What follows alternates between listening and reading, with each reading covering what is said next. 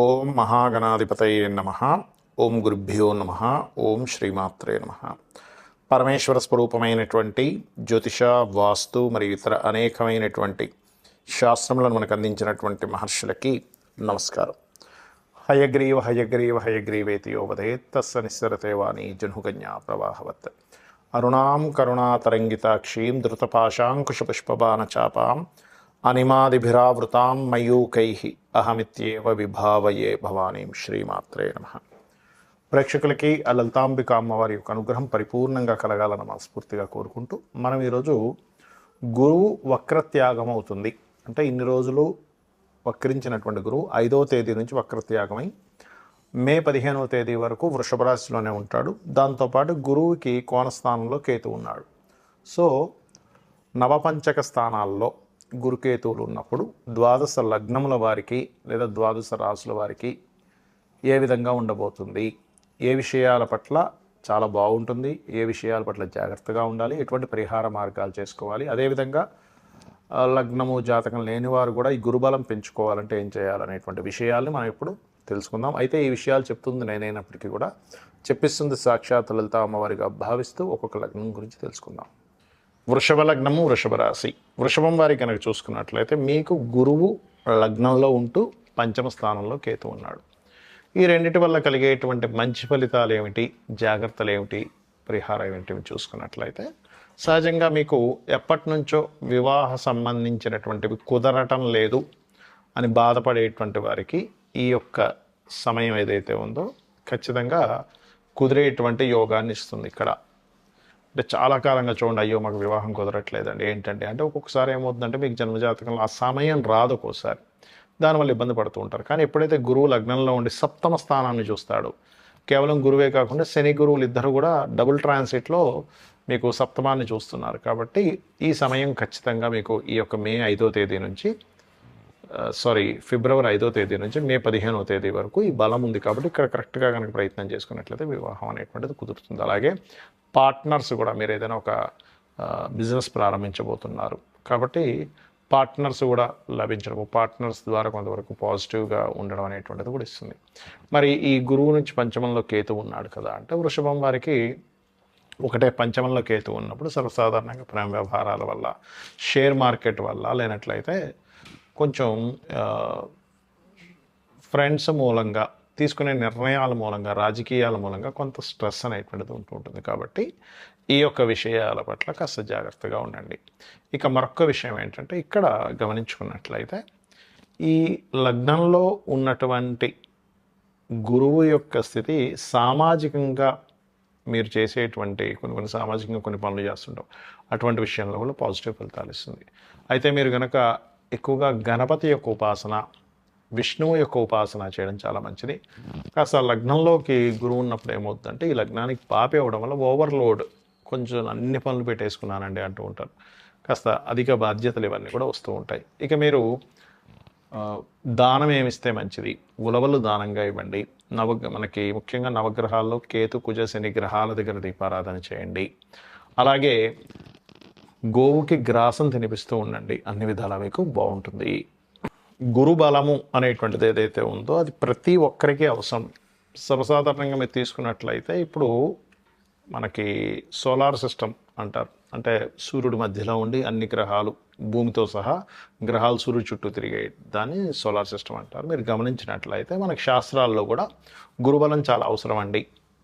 గురువు యొక్క అనుగ్రహం చాలా అవసరం, గురువు యొక్క ఆశీర్వాదం చాలా అవసరం. నవగ్రహాల్లో గురుబలం కనుక బాగున్నట్లయితే వాళ్ళకి ఎన్ని ఇబ్బందులు వచ్చినా మరలా ఆ భగవంతుడు కాపాడినట్టుగా అవుతూ ఉంటుందంటారు. మీరు గమనించండి, సైంటిఫిక్గా కూడా తీసుకుంటే గురుత్వాకర్షణ శక్తి అని ఉంటుంది.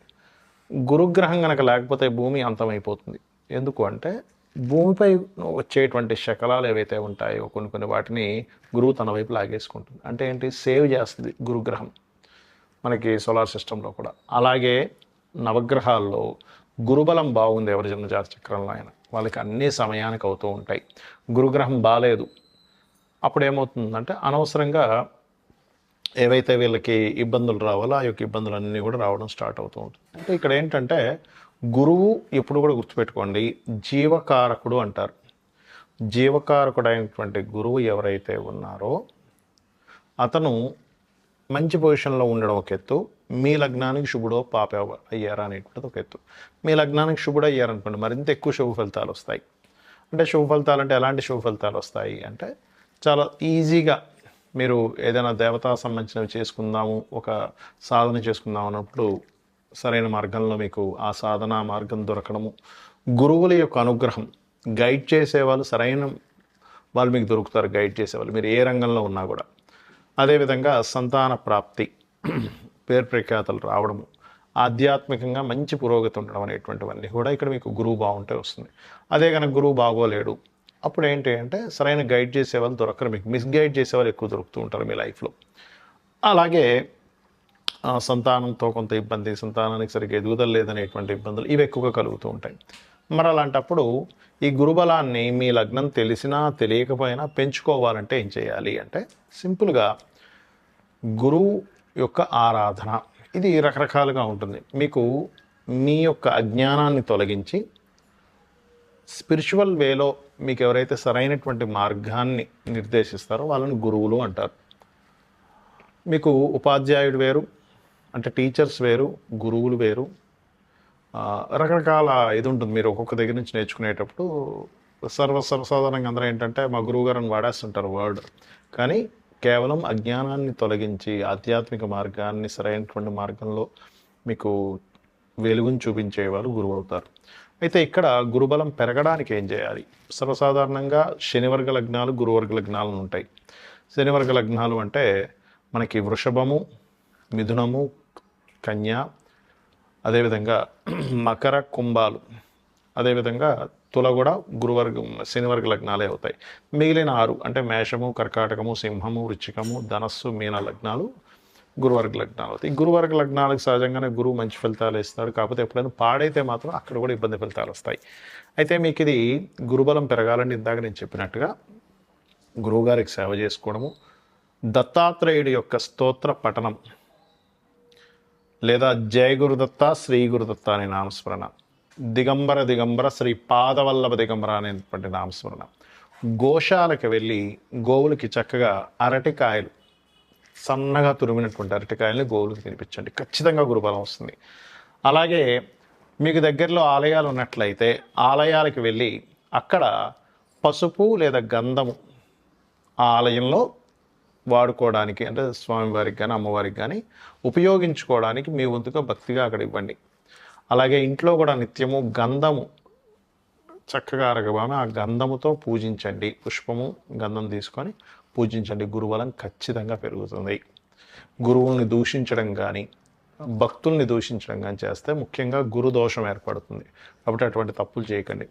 గోవుల్ని కొట్టినా లేకపోతే గోవుల పట్ల ఒక రకమైనటువంటి ప్రవర్తన చేసినా సరే గురుబలం తగ్గుతుంది. దానివల్ల ఏమవుతుందంటే జన్మల అయిపోవడం అనేది కూడా ఉండదు. గురుబలం ఉంటేనే ఒక పర్టికులర్ ఒక టైంకి ఈ జన్మరాహిత్యం అనేటువంటిది జరుగుతుంది. గురుబలం లేకపోతే జన్మరాహిత్యం కూడా జరగదు, గుర్తుపెట్టుకోండి.